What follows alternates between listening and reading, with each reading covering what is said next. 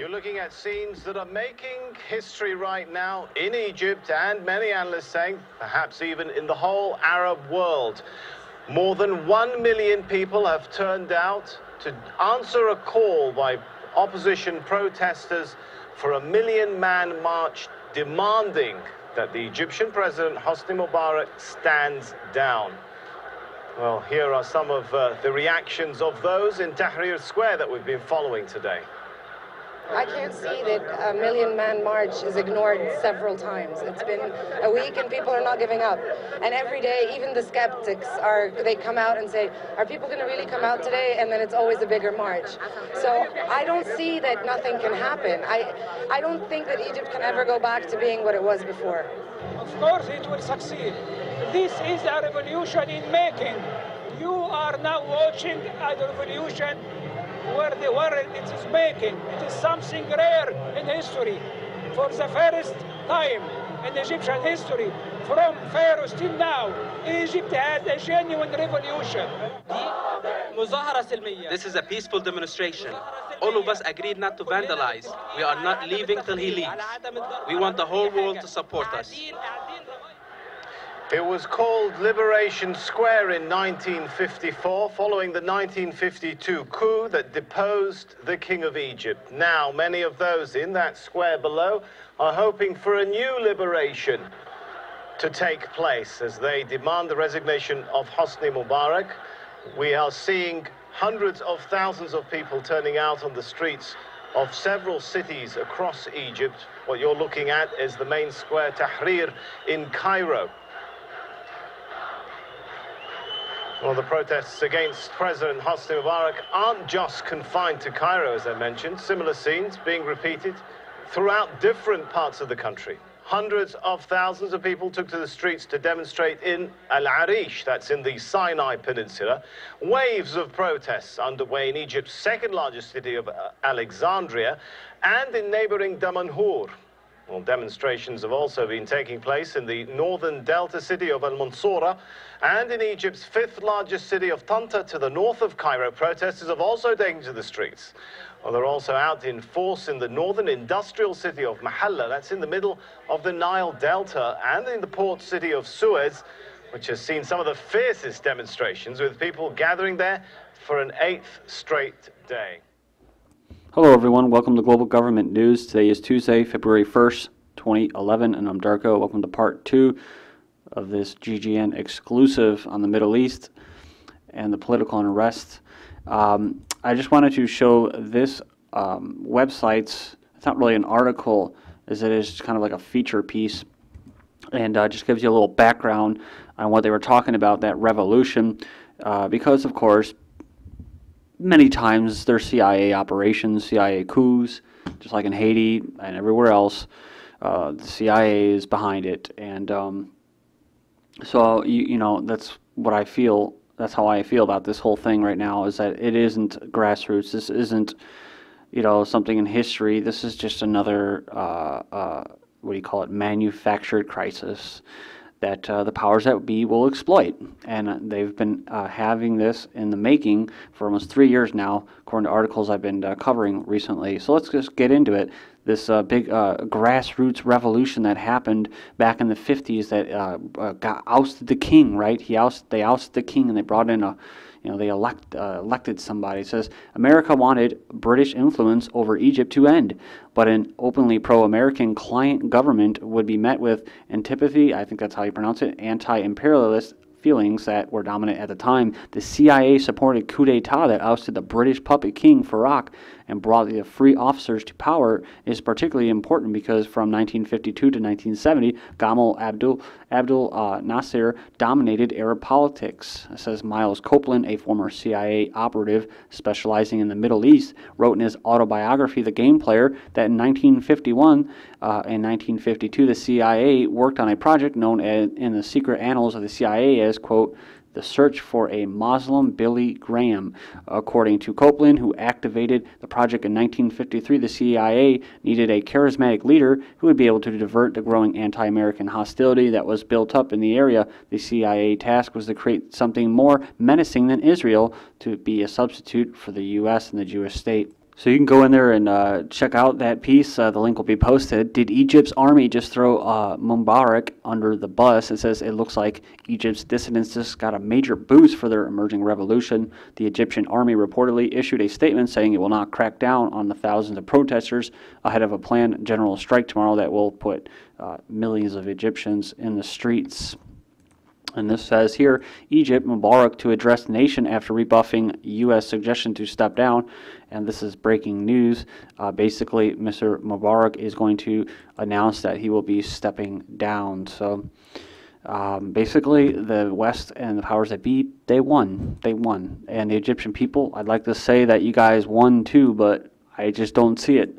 Like I said in the previous video, we all have choices. We all have the opportunity to really be free, and every time you go to the voting booth and you ask for another puppet, basically you're voting against the person that's in power, and a lot of times that the puppet that you're going to will be backed by the people that are creating that instability, that quote revolution. So, you know, like I said, you have an opportunity. You can vote for no government, and you can really be free, or you can keep choosing your enslavement, and you know, basically you're going to keep going through the same thing again and again and again and again. So Egypt general could be new leader. So now you have all kinds of different people stepping up. Webster Tarpley was talking about this, how they could actually appoint a general, which basically would be a replacement for Mubarak.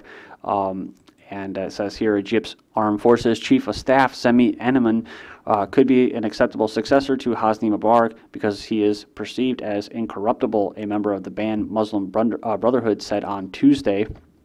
And then you have this, Egypt's Muslim Brotherhood eyes unity government without Mubarak. And it says the Muslim Brotherhood, Egypt's largest opposition group, is in talks with other anti-government figures to form a national unity government without President Hosni Mubarak, a group official told DPA on Sunday.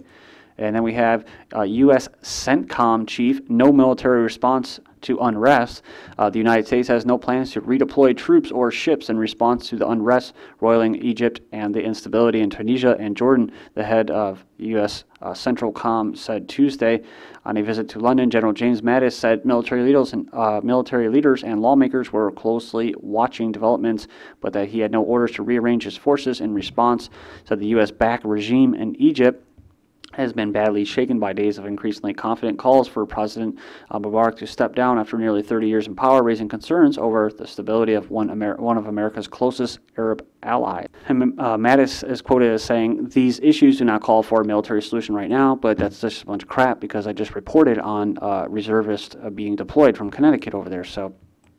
And we know that Israel is also shifting forces as well. Internet reportedly down in Syria on the same day that Egypt has allegedly blocked the internet. Syria may have had a similar move to silence dissent voices. According to the Arabic language website Al Arabiya, the country has suspended all of its internet services.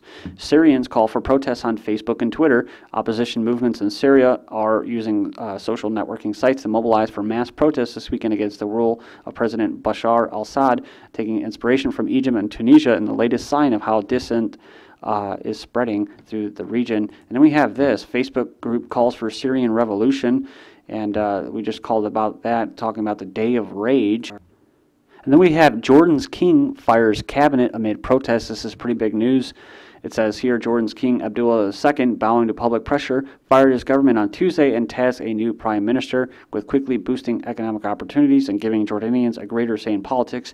And this is the same thing that happened in Tunisia with lowering the income tax and then sacking, his government. And then it's the same thing with Mubarak, where he fired his government, gutted that out. And this is basically, to me, they're just getting scared, basically, and they're doing whatever they can in order to win the people's support back, but I don't think it's going to really help. It says here, over 99% in southern Sudan vote for secession. Southern Sudan's referendum commission said Sunday that more than 99% of voters in the south opted to secede from the country's north in a vote held earlier this month. Sudanese police clashed with students in Khartoum. Says Sudanese police beat and arrested students on Sunday as hundreds protested throughout the capital demanding the governments resign, inspired by popular uprising in neighboring Egypt. So there you go. So how do you shut off a whole nation's internet? MIT experts say it depends on ISP ownership, and doubt it happened in the U.S. And you can check that article out, and it says, look at that. Google launches Twitter workaround for Egypt. So it's how do you shut off a whole nation's internet? Well, you can do it. And then how do you get around it? Well, you use the Google CIA NSA corporation, and then they launch Twitter, and they help you create this revolution that's going to get you a new puppet. Google Incorporated and launched a special service to allow people in Egypt to send Twitter messages by dialing a phone number and leaving a voicemail. And this is why, like you were Tarpley was talking about, why they shut down the internet, because basically these are color revolutions being provocateured by intelligence agencies, mostly Western, and so, you know, this is going to help basically get what they want. And so that's why they came in. I mean, just all of these actions that are being taken just goes to show you who has a hand in this. Mostly Israel and the United States and Britain. Wave of corruption protests hit India. Thousands of people marched through New Delhi and several other Indian cities overnight to protest against corruption in the country's government and state bodies. Yemeni protests turned violent, and a small anti-government protest turned violent in the Yemeni capital Saturday, according to eyewitnesses, with demonstrators emboldened by Friday's massive protests in Egypt clashing with security forces. It says at least 9 protesters were set upon by police with batons when security forces blocked up to 100 demonstrators as they attempted to march to the Egyptian embassy here in a show of solidarity with protesters in Egypt, according to eyewitnesses. And then we have Kandahar deputy governor assassinated. Deputy provincial governor of Kandahar has been assassinated in Afghan's southern Kandahar province as the growing violence continues to rock the war-hit country. And then we have anti-government protests in Albania. This is from the 29th. Tens of thousands of demonstrators have started a silent protest in the Albanian capital, Tirana, a week to the day after clashes during an opposition rally killed 3. And we'll keep moving here. Tunisian exiled leader returns home. Leader of Tunisia's main Islamic party, Rachid Ghannouchi, has returned to his homeland after more than 22 years in exile following the departure of the ousted Tunisian ruler Zine El Abidine Ben Ali.